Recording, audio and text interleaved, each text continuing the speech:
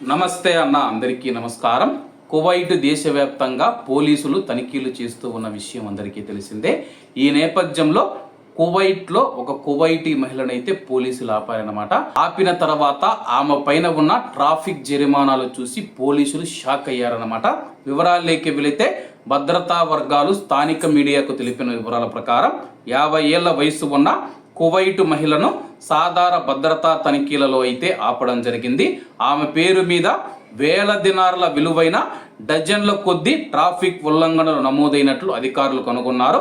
ఆ యొక్క వేల కొద్దీ దినార్లు ట్రాఫిక్ జరిమానాలు చూసి వాళ్ళు కూడా ఆశ్చర్యానికి గురయ్యారు. భద్రతా తనిఖీలలో భాగంగా అధికారులు ఆమె వివరాలను మినిస్ట్రీ ఆఫ్ ఇంటీరియర్ యొక్క ఆటోమేటెడ్ సిస్టంలో నమోదు చేసినప్పుడు ఈ ఉల్లంఘనలు వెలుగులోకి వచ్చాయి.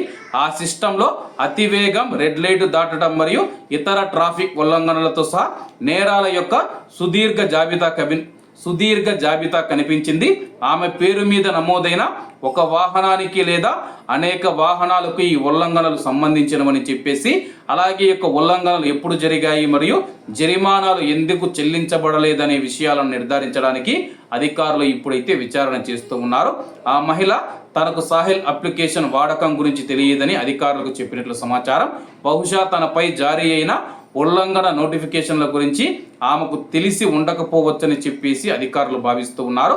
తదుపరి చట్టపరమైన చర్యల కోసం నిర్ణయం తీసుకునే ముందు జరిమానాలు ఎలా విధించబడ్డాయో పరిస్థితులపైన అధికారులు దర్యాప్తు కొనసాగిస్తూ ఉన్నారు.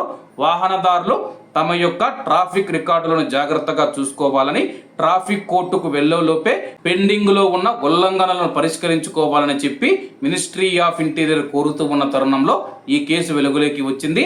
నేర స్వభావాన్ని బట్టి పరిపాలనాపరమైన చర్యలతో పాటు జరిమానాలు లేదా జైలు శిక్ష వంటి చట్టబద్ధంగా నిర్దేశించిన శిక్షలకు కోర్టుకు పంపడం దారి తీయవచ్చని చెప్పి మినిస్ట్రీ ఆఫ్ ఇంటీరియర్ హెచ్చరించింది.